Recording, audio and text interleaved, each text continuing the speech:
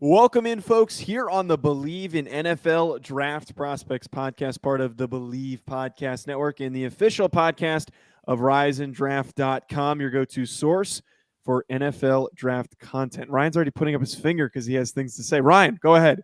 No, I was pointing at the Rise and Oh, Draft logo. Sorry.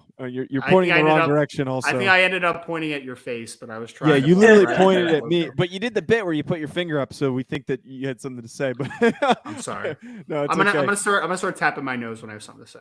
Okay. Sure. And then now we got everyone pointing today. Alex is joining in. So today everyone's excited today because today we're doing a mock draft. It's a mid NFL / college football season mock draft that is going to be two parts. We are going to be doing picks 1 through 16 on today's, and then we're going to do picks 17 through 32 on next week's episode, just because we've tried to do the full one before and we would be here for 2 hours because we like to argue with each other too much. But that's going to be a fun discussion. We're going to be getting into that very, very shortly. Before we do, though, folks, I just want to tell you really quickly about Bet Online. We're back and better than ever with a new web interface for the start of the basketball season. More props, odds, and lines than ever. Bet Online remains your number one spot for all basketball and football action this season.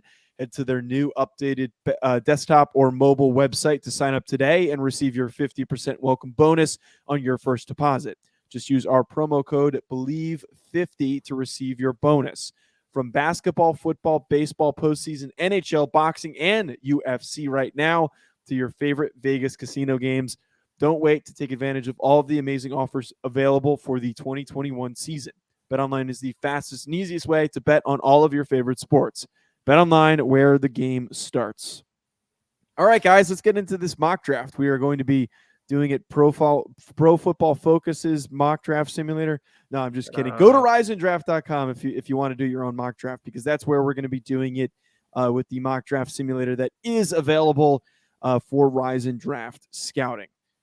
Quickly, I need to establish the rules here and how we're going to go through this. The order, or not so much rules, just the order. It is going to be as we always. I'm going to go first. Alex will go second. Ryan, you will go third. And we'll get to talk about each pick if we have any thoughts.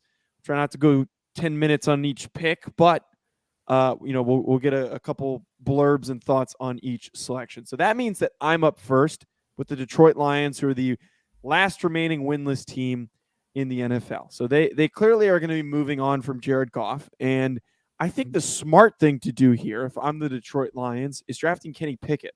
No, just kidding. We're not going to be doing that because we actually know what we're talking about. The things are really tricky here, though, for the Lions, because there's not some great options here at quarterback. It's tough to really pinpoint who's the go-to guy, because there's a lot of disparity and a lot of not a consensus right now. There's no Trevor Lawrence. So I'm going to be a jackass, and I'm going to take Malik Willis as the first overall pick. I think that from what I've seen from him, great athlete. He's got a lot of really good traits. And I think that if you're in a position like that, it's either going to be Malik Willis or Carson Strong. And I'm just going out on a limb here and saying that Willis is going to be the pick for the Detroit Lions in this mock draft. I will disagree about the options. I think if there was a quarterback at number one, it's going to be Willis or it's going to be Matt Corral. I'm going to continue to. You don't think Carson? Really? I'm going to continue to be on the Carson Strong train. I think if everything was medically checked and okay to go, Carson Strong would be my pick. But there is a conversation that needs to be had about the knee and the long-term outlook of that knee injury that he has sustained twice now, I think, to the same knee. So that's going to be a conversation that will be had. So if I more of a predicting than anything. I know that this is probably more like, a combination of not only what you think is going to happen, but also like what you would possibly do, what your reasoning for the conversation is. But I do think that right now it would be Corral versus Willis if the draft was today, personally. As far as if it's Willis or Willis or Corral, they both scare me a ton. I think I would take Corral over Willis just because I think I've seen more growth from Corral, and I think he's a more natural thrower to all levels of the field. The upside is still higher with Willis, but I think I probably would have gone Corral if those were the two options. Just me, though. Yeah, I think Corral's probably the choice at the draft for tomorrow. Biggest thing for him this year versus last year, 0 interceptions. That's still the case, correct? He didn't throw an interception. Did he throw in last Did week? I don't think he did. But that's I don't remember. Probably but not. he's cut down on check? the turnovers. He's cut down on the turnovers regardless, which is the big question mark. Those 2 games coming in, with the 2020 season, 11 interceptions in 2 games. So does that put me on the clock, Joe? Yes, that does put you on the clock. The Jacksonville Jaguars and Alex Gilstrap is picking 2nd overall. Corral has 1 interception. Sorry. Okay, that's still better than last year. It felt like we were hyping him up, and then he was throwing 5 interceptions a game. Dang it, I'm an idiot. He's played a lot better. Yeah, you are an idiot. Anyway.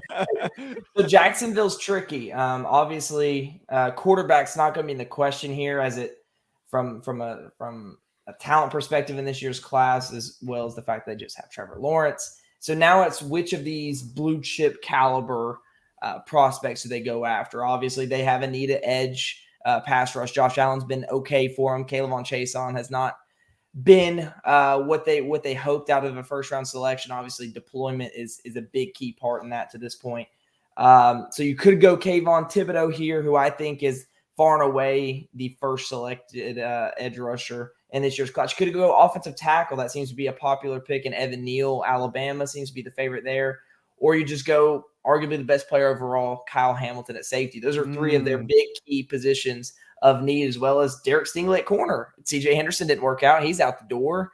What does the long-term health of their cornerback room look like? Defensive backs that were kind of deteriorated for the Jacksonville Jaguars. But I think you got to go the premier position here. You got to take the guy that's just been so impressive, especially as of late, and that's Kayvon Thibodeau. So I'm going to take Kayvon Thibodeau opposite of Josh Allen. I think K'Lavon Chaisson might take a sit back on the as a rotational pass rusher at this point.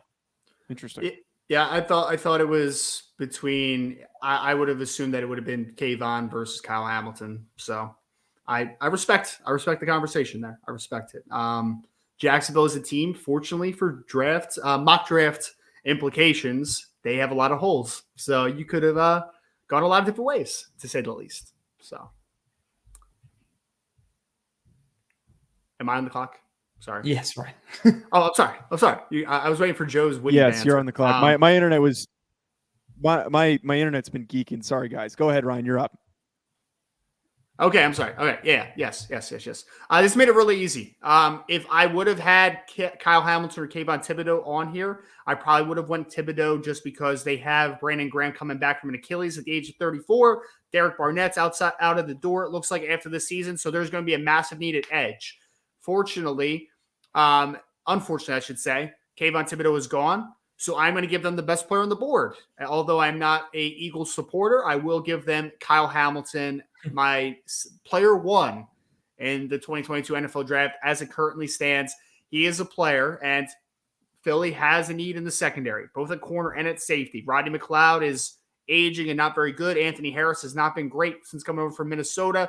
Put a guy like this on the back end that makes everything in front of him better, helps out for, although Darius Slay's a solid football player, not great, and Steven Nelson is on the back end, he makes everybody around him better. Kyle Hamilton, best player in the draft with the 3rd overall pick to the Philadelphia Eagles. Apologies for that obnoxious internet disconnect, but no, I think that makes a lot of sense to just go Kyle Hamilton here. I think a lot of people are going to be screaming for a quarterback if Jalen Hurts doesn't really do anything to excel. It also seems like they're just going to stick with Nick Sirianni, apparently, regardless of how poorly they do. But for them to get Kyle Hamilton there, that's fantastic. That's a huge boost for their defense. And they just look terrible across the board. So that's one of those things where it's just, what can you do to improve? Joe, who would you rather have? Sorry, this is a little bit of a tangent. Would you rather have Joe Judge or Nick Sirianni? No. Nope. No. Next question. No, I have nothing else. That's it. That's the biggest question. That puts me back up with the Houston Texans, who clearly are not going to suit up Deshaun Watson as their starting quarterback going forward. It's pretty apparent we're at a crossroads here where even if he's available at some point, they're probably just going to trade him elsewhere. It seems like that relationship is completely destroyed based on what has happened. So for them to be sitting at 4, you can't delay the inevitable, and you also can't move forward with Davis Mills, the man with the longest neck in the NFL. So Matt Corral's still on the board. We're going to take Matt Corral. We're going to start over completely. They'll probably fire their current head coach in a couple of years, and then Matt Corral will hopefully be in a good situation with a new head coach. But I think Corral, if we're saying that he might be the first overall pick, if he's not taken first overall by the Lions, he certainly will be taken by the Houston Texans. Yeah, I think those are the two big spots early that look at the quarterback position here. I mean, obviously we've been talking ad nauseum, the down year at quarterback, but if there's two places early in this year's class that's going to reach on the quarterback position, those are probably the two. So, Joe, you get to continue to talk quarterbacks. And Alex, I will give you $5 to give the Giants a quarterback right here. No, Man. Be realistic. Be realistic. Yeah. Be realistic. They're going to hire Danny Dimes. They're going to fire Dave Gettleman. They're going to promote Kevin Abrams, which is going to be the dumbest move possible. And then they're going to not draft a quarterback because they're going to let him play out his rookie deal because they're stupid. Yuck. Go ahead, Alex. So this is a tough one. Giants need some guys on the outside as far as the edge rushing position. And this is the conversation that's been had. Is it Aiden Hutchinson? Is it George Karlaftis? This is who is edge 2 in this year's class. Both of them have played, had some superb games. George Karlaftis, obviously this week against Iowa in the upset win, looked fantastic in that win. Aiden Hutchinson, the game a few weeks back against Washington, where he ate Jackson Kirkland's lunch money. Who do you prefer? You don't eat lunch money. You take lunch money. Take lunch money. Excuse me. You eat lunch. Well, if you're an absolute menace, you eat the lunch money. You don't even take the money to spend. I'm going to take the lunch money, and I'm going to eat it. All right. That should be a new thing. Put that on a freaking T-shirt. Let's cut it. Let's run it back. God. Who eats a lot of lunch money? You know who eats a lot of lunch money, and I think I like the transition to the next level a little bit more because I like the consistency a little bit more. It's George Karlaftis. That's who's going to New York to rush on the outside for the future. Fantastic. I wouldn't hate that. I'll let you go and run away with this, Ryan, because I know you like Karlaftis, but I actually wouldn't. I would be super content and happy if this happens. If Hamilton and Kayvon Thibodeau are both gone, 100% sign me up for the next available guy. And Karlaftis has been a total menace this season. And what he did against Iowa, which is supposed to be at least a above average offensive line. There's supposed to be some good guys in that group. He kicked the crap out of him this weekend. So 100% give me George Karlaftis if I'm a Giants fan. Yeah, he man, I think it's a great conversation because I like how you highlighted it, Alex. A lot of people are going to talk Aiden Hutchinson versus George Karlaftis. We talked about it. What was it, last week? Yeah, literally last week, I think. Yeah. Yeah. And I think Hutchinson is a very solid football player. I think he's a first-round caliber player. I think that he's going to play for a long time. I don't see a ton of upside. I think that he's a guy that flexibility to play all over the line a little bit and rush from different alignments is really awesome. I think he's going to be a 6 to 8 sack a year guy, and he's going to do good run defense. He's going to give you versatility. That's all good stuff. George Karlaftis, man, I feel like people are just kind of forgetting how special he potentially could be because he is 6'4", 280 with insane closing speed. Mm-hmm. And I think that he can play a little up and down the line of scrimmage as well. But I think that the upside as an outside track guy with the power that he has as well, I think is noteworthy. I think that at the end of the day, although Kayvon is the edge 1 in this class, I think some people in the NFL are going to prefer Karlaftis. I really do, because I think that they're going to like that power profile. He's an NFL-ready body. There's a lot to like with Karlaftis. And honestly, if he was on the table here for the Jets, I probably would have given him to the Jets because they need some edge help as well. I know they got what was the guy that was at Cincinnati? He was out of Auburn. James Franklin Myers? No, John Franklin Myers. Crap. Carl Lawson. He's a good player, but he always gets hurt every day of his life. Carl Lawson. Thank you. Yeah, Carl Lawson. So Carl Lawson gets hurt before the season. Who would have thought that would happen? No, I mean, good player, but you can't depend on him. And the Jets need some defensive line help. You mentioned John Franklin Myers. He's kind of like that Aiden Hutchinson brand. Like, he can play up and down the line of scrimmage. He's not a true edge guy, at least not in obvious passing situations. So I would have went edge. I'm not going to go edge here because, I mean, I guess I could take DeMarvin Leal and call him a big body edge. You could play up and down, same, which is all good and well. But I think right here, conversations between two. Do I get Evan Neal to play right tackle opposite of Mekhi Becton when he comes back, which would be a whole lot of size? That'd be a whole lot of fun. Or do I give him one of the corners? And I know Bryce Hall is playing well at the one spot, but like the other corner spot is not great. And even Bryce Hall, although I do like Bryce Hall, he should be a number 2 corner. He should not be the number 1. But yes, Alex. Yeah, I'm gonna ask you to kind of, I know you're going into that conversation a little bit. Does the board being the way it is, the Jets having a second top 10 pick, does that go into your decision-making process here? It didn't, because I forgot that they had a second top 10 pick. So that might change me a little bit. Yes, it will, Alex, actually, because I'm going to take, wait. Uh-oh, he's tilting. Come on. We're on pick 6. I'm sorry. I'm going to go Andrew Booth, cornerback from out of Clemson. There we go. Not a lot to say, man. Like, there's another conversation that's going to be had between Derek Stingley and Booth. I don't think you can go wrong either way, but I think that the up and down nature of Stingley over the last couple of years, although it has been somewhat injury related, is a little worrisome to me. And I think Andrew Booth, from a run stopping perspective, from a coverage perspective, from an athleticism perspective, he's got everything to be an all-time, maybe I want to say all-timer, to be a Pro Bowl caliber player pretty often. And I actually did give him a good comp. And can we do the comp-o-meter real quick, Joe? Can we do that? We have time. Go for it. A little bit of an older comp, but I'm sure you guys are old enough to remember Champ Bailey, who was a phenomenal football player with the Redskins, the then Redskins, the Denver Broncos, run stopping, physicality, and a stupid athlete. This is what I see with a guy like Andrew Booth. I like it. How would you grade that, Alex, out of 10? I'd say that's a 9. That one's fun. Wow. I like it. You went back. Yeah, that's a good one. Ryan's dishing them today. No, I think that also makes a lot of sense. And if we're just talking what corner goes first, if we're being realistic, I think the injury concerns with Stingley might push Booth ahead of him, probably just ever so slightly. Like we saw that we've seen that every year. There's always going to be a guy that competing with somebody else for the top spot, but the injury stuff is always going to drag someone like Derek Stingley down.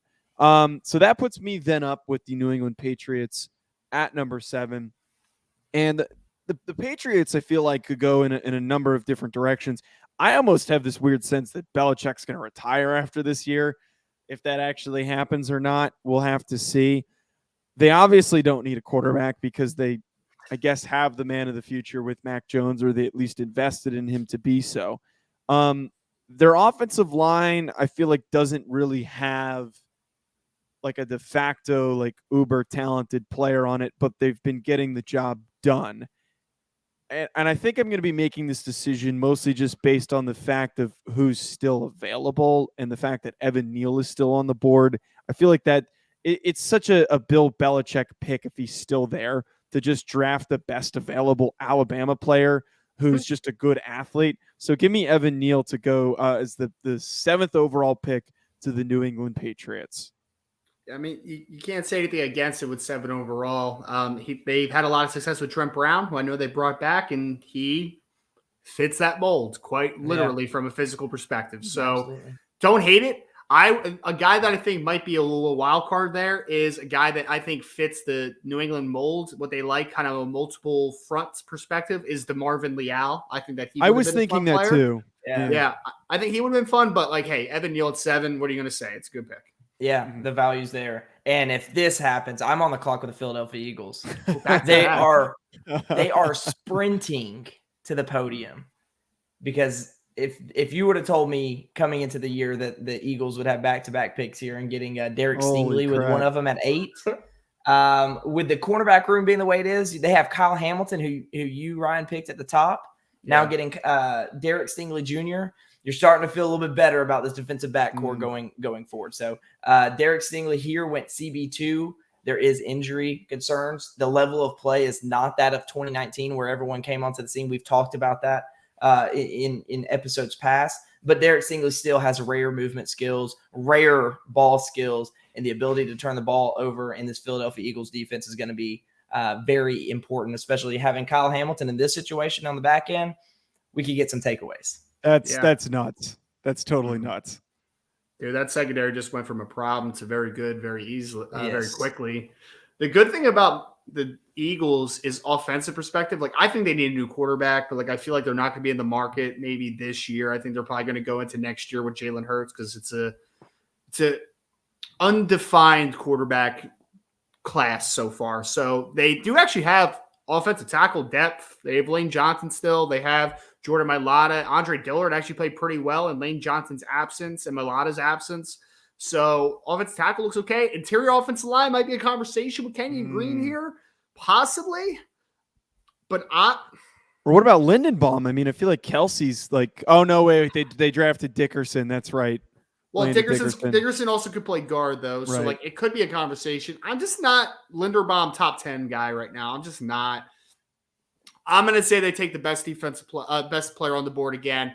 I'm going to give him to Marvin Leal. I'm going to give him to Marvin Leal because I already mentioned they are Brandon Graham's coming back from an Achilles. They also have Derek Barnett who is leaving in free agency, and Fletcher Cox is like aging. Yeah, dude, he's almost done. So you get this kid. Maybe he plays edge early, but I think what he fits best is eventually moving inside to play next to Javon Hargrave. I think that is a lot of fun because Javon Hargrave's played like the best defensive tackle in football this year. So getting him in this multiple front to be able to play a little inside-outside. Now we're talking Stingley, Leal, and Kyle Hamilton. Like that is your defensive core for the next decade. That's a lot of fun. That's an insane haul right there for defensively for them to plug aging and depleting spots. If they could get a linebacker, but sometime on day 2, they would have a serious boost from all those picks. For sure. All right, I believe that puts me back up on the clock with the New York Jets with their second top 10 pick. And in the circumstance of the Jets here, they just drafted Zach Wilson. They also drafted Elijah Vera Tucker to protect him. But it's very clear that they're not done trying to rebuild that offensive line. I think it would be reckless to move forward without trying to draft somebody early to make it into a really, really good group to make that offense move. And if you're trying to help a young quarterback, I feel like you could either go receiver or offensive line, kind of that whole debate with the Cincinnati Bengals. There's not a Jamar Chase right here on the board. I think it makes a ton of sense for them to go Kenyon Green and to bolster the interior. For them to plug Kenyon Green in there to play on the opposite side of Elijah Vera Tucker, that offensive line looks really freaking good with him, with Mekhi Becton, and then Kenyon Green. Now that could be a really, really good group if that ends up happening. And he should definitely play inside, I think. But like short term, like maybe he's your best right tackle, even on the other side of Becton. I think it's possible. I think that he's a guy that has position flexibility, but like him and Elijah Vera Tucker as your guards for the next 6 to 10 years, whatever it ends up being, that's pretty damn good, man. It's pretty damn good. I'm just running dive every single play. Right. So that puts me up with the Washington football team at 11. Yes, sir. All right. Now this is a team. Yeah. This is kind of a no-brainer at this point. Do it. 11 overall. The defense is set for the future. You have one of the best young defenses in football, if not one of the best defenses in the NFL. Got some good playmakers. Terry McLaurin, obviously. Offensive line's looking a lot better, especially with the addition of Sammy Cosmi in this past year's class. They just need a quarterback. They're ready to compete. They just need a quarterback. Kenny Pickett, Pittsburgh. Emory Jones. That's a good one. That's going to be Carson Strong out of Nevada. This is where I feel comfortable. Ryan Fitzpatrick was the one that was supposed to come in and be their quarterback this year. I kind of see some similarities, the ability to make all the throws with a big arm. And look, he can't move as well as far as like an athleticism standpoint, like Matt Corral, who ran for 200 yards this past weekend, or Malik Willis, who runs for 200 yards every weekend. But he can maneuver the pocket well, and he can make every throw on the football field with consistency. So I'm really, really excited about Carson Strong to Washington. I think this is a match. And it's really fun, too, because you got McLaurin, you talked about briefly. You have De'Ami Brown, who's another speedster. Right. You also have they have Curtis Samuel now, too, right? Yep, Curtis so Samuel. They got speed in the slot. They got Logan Thomas, former quarterback, who's got a lot of speed. There is speed everywhere on this team. Ability to stretch the fields, none better than Carson Strong in this class. Yep. That would turn a team that is very middling because their offense can't do anything right now because they're lacking a quarterback, but they have the pieces, man. You plug Carson Strong into that bad boy and his health is 100%. They could hit the ground running in year one with a situation like that. Ryan, you are now up with the Atlanta Falcons. Are you going to do it? Are you going to replace Matt Ryan? No, I'm not going to replace Matt Ryan because I just don't like how the board falls here. If Carson Strong was on the board, yes, I would replace Matt Ryan, at least give him the heir apparent. Can you go to offensive tackle board for me for a second? Yes, sir. All right. Easy money. He's down the list because people still are disrespecting my guy. Give me Sean Ryan, UCLA, offensive tackle. I thought you were gonna take Trevor Penning. I like you, Trevor, but nah. So the situation in Atlanta is Caleb McGarry stinks at right tackle. He's Absolutely. awful. The guards aren't very good either. And Correct. Sam Baker is still a quality left tackle, but he is also old. So Jake Matthews. Jake, what did I say? You said Sam Baker. Sam Baker. Where was I? He used to play for the Falcons a few years ago as a guard, I think. Sorry. Okay. What was I thinking there? I don't know. You just went blank. That's okay. Okay. I'm sorry. Jake Matthews, who is still a quality offensive tackle. Yep. But he is aging. So there is a lot of need on this offensive line. Sean Ryan, I think, could play both tackle spots. And, I mean, the dude has some silly power. So he could play guard in a pinch. Absolutely. Find the best spot for him. Let him go. Let him play right tackle until Jake Matthews is out the door. Then he becomes your long-term left tackle. I think Sean Ryan makes a ton of sense for this offense. I like it. Yeah, that's a team where if you don't end up in a spot to take a quarterback, you kind of have to hit that something that's going to improve, which is glaringly your biggest weakness, which is their offensive line right now. So real quick, Joe. Can we stop disrespecting Sean Ryan? You saw him; he was like 53rd on this big board. It's so disrespectful, man. Hey, I wonder what website we're doing this simulator on. Hey, man, it's not my ranking yet, baby. Just let that be known. Okay, well, you have the ability to communicate for him to be moved. For me, next, I have the Miami Dolphins picking at 13, and this is actually a complicated spot because their offensive line has been underwhelming. They've had awful. Don't say underwhelming. It's been awful. It's been awful, and it was supposed to be revamped. Tua has not even been on the field. They have weapons at receiver. They can have an effective run game if the offensive line improves. They do have holes defensively. This for me is tricky. Do you go after a Tyler Lindenbaum here? Do you go after a Darian Kennard, which would probably be way too early for him? But I have an interesting thought here. Xavier Howard clearly does not want to be in Miami. This team is not going to be a playoff team. Xavier Howard is going to be traded by the trade deadline. I'm calling it now. I feel like if anyone's going to get moved, teams are definitely going to be lining up to go and get a guy that was complaining before the start of the season because of his contract situation. So might as well go pluck him, bring him on to your squad. That then puts Miami in a position of who do we have playing corner? Well, I see Kyer Elam sitting there available out of Florida. And why not draft him to replace Xavier Howard out on the outside?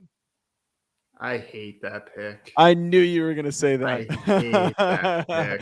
2 years after drafting Noah Ibaghnogany and breaking the bank.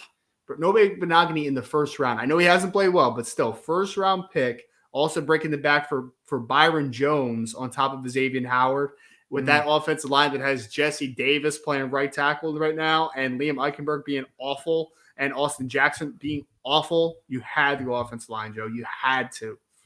I did that strictly to cause problems. Let's be clear. I can't wait for my dad to listen to this, dude. My dad's a Dolphins fan. He's going to hate that so much. I can't wait. That's exciting. No thoughts, Alex? Nah, that's exciting. Yeah, come on, give us a rebuttal. Say something. Tell us it's stupid. It's fine. I mean, Kyer Elam's a good football player, but we're in a spot, and this is something that we've we've talked about before, like you get to this point in the first round and you see the tier fall off as far as what you're excited about. And once you get past that first, group, the DeMarvin Leals and the Kenyon Greens, as far as interior offensive line goes, George Karlaftis and Andrew, all these guys, like there's a drop-off, a significant drop-off in talent. So Kyrie Williams, just relative to the picks we've been making to this point, it just feels like a little bit of a drop-off. But, I mean, this is where he's pegged to go. So get him, Alex. Get him. Anyone who has watched any of our mock drafts knows that I make picks to cause chaos. Let it be known, by the way. Let it be known. I recall a couple years ago in the Advent year of this podcast, at the end of the first round, I made a selection of a certain Trevon Diggs, and I was told that he is not a good you're right. He's still not a good corner. Still not a good corner. What? He's got 7 picks and 2 touchdowns. What do you? He gets burnt. He gets burnt, and then he gets an interception a game. Good for him. I don't want to hear it. I don't know how to please you, Ryan. I don't know how to please you. By giving the Miami Dolphins an offensive lineman. No, chaos. I demand chaos. Alex, you're up with the Denver Broncos. Yeah, I'm really picking between two guys here. One has more notoriety as being, picked in the top of the first round, and that's Aiden Hutchinson, who at this point would be a value in my eyes. The only other thought I'm giving is Darian Kennard out of Kentucky is someone I've become a fan of. And Denver's offensive line, he's a versatile piece. I mean, obviously playing right tackle for the Wildcats at Kentucky, kind of leading that run game to being as efficient and effective as it's been to a 6-1 start. Sorry, Georgia had to take them down. Rip. But I'm gonna stick with my guns here, and I'm gonna go Aiden Hutchinson. I just think the value there. Yeah. Do you bump him inside though? I feel like that's. I think they run a lot of 3-4 with Von Miller, and of course Shelby Harris is one of their good down linemen, kind of playing that 5-tech role. I think you could play him opposite. I think Draymond Jones is getting a lot of significant snaps for him, which he's outperformed expectations a little bit, but I think this is an immediate upgrade day one from Draymond Jones, playing opposite of Shelby Harris, and then inside of Von Miller, who's still one of the best, the premier pass rushers in the NFL. So I think this is a great value. Denver didn't quite get the quarter. You could argue Sam Howell here if you really want to go quarterback, but I think for me, Sam Howell is just one of those quarterbacks you're never going to be excited about their transition, and I feel like that's what you have with Teddy Bridgewater. Right. You have someone that's not going to elevate the level of play, but he's gonna make the plays necessary to keep you in ball game. So I feel like you already have that with Teddy Bridgewater. Push the quarterback need back another year, where hopefully we have a more exciting quarterback class to kind of invest in. Denver's a weird team. They have a decent roster, to be honest. So Hutchinson, I think, fits the scheme, 3-4. I actually like him better playing that 5-tech inside, maybe a little 4-eye, take advantage of his quickness against guards. I think that's where his strengths really align. I would love to get him a quarterback there because Bridgewater's not the guy, but I also agree that I just don't like how the board fell. So, yeah. Carolina Panthers is another weird one, though. I'm actually looking up their depth chart as I talk because I'm just dude, they're a weird team. Dude, they're right there. I think. Yeah, I think they're right, and it just sucks. They play. I feel like you could go in interior offensive line because their offensive line's not that great, and they got rid of Trey Turner and I love like Darian Kennard. Yeah. I think you can go a lot of different places on the offensive line. I think their left tackle is a problem. I think their guards, center, they Matt Paradise, who's an okay center. Mm-hmm. Can you go to the tackle board for me real quick, Joe? I just want to see what that looks like. Yes, Dad.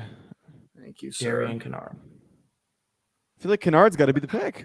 Dude, Kennard's not a tackle, though. He's a guard. You're probably right. Can you go to interior offensive line? You could go. Well, never mind. Man, I do not like how that board fell for offensive line. They have really good corners. Safeties are fine. Linebackers are not great, but this. Oh my God, this sucks. Just go your boy Myjai Sanders.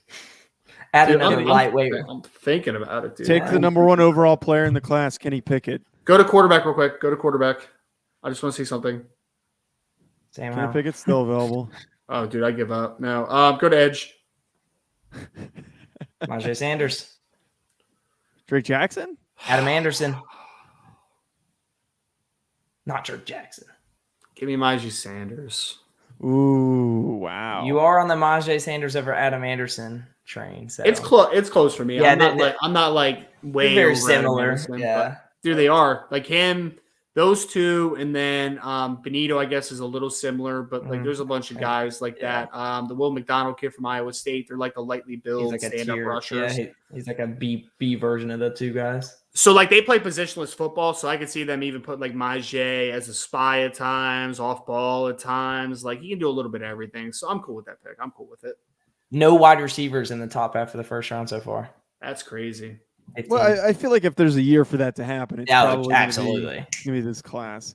All right, So so that- you get a second chance to give New York a quarterback. Go ahead. What are you talking about? I unintentionally was able to be the biggest dickhead in this mock draft. I'm That's in how a it always spot. works. Yeah, it always ends up working out for me to pick a good player for the Giants. So the Giants here at 16 is my last remaining pick and the last pick of the first part of this mock draft that we're doing. And this has to be blatantly obvious. Tyler Lindenbaum's available. Their offensive line is disgustingly bad. I'm taking Tyler Lindenbaum. Nick Gates might never return to football, apparently, because of his broken bone that he suffered against the Washington football team. And even if he does, you can figure out who you want to play at guard. And Nick Gates is capable of playing guard. They decided to put Gates at guard and then Billy Price at center against Washington. Billy Price is not good. Ben Bredesen is not good. All those guys they went and made trades for are all garbage. So any interior offensive lineman available needs to be drafted by the New York Giants in the first round. Any chance to get one, they have to do it. There are 2 picks. If they finish this draft without drafting a single interior offensive lineman, I'm done as a fan. I am not watching their team next year at all. I refuse to. I respect it, man. I respect it. I thought I was going to lead into a wide receiver pick. That's why I kind of brought it up. Yeah, there. they need you more imagine? freaking receivers. A running back. Should take it a running back. More injured receivers. Who's the most injury-prone receiver I could draft? George Pickens. Okay, that's I knew you were going to say that. Oh, man. All right, I think that is a good note to wrap us up on, folks. Thanks for tuning into this first part of our mock draft. Thanks for bearing through any technical glitches that we had in the middle. But, folks, be sure to hit subscribe on YouTube or wherever you're listening in the podcast format. Stay tuned for more content coming your way later in the week. Enjoy the rest of your day, folks. We'll talk.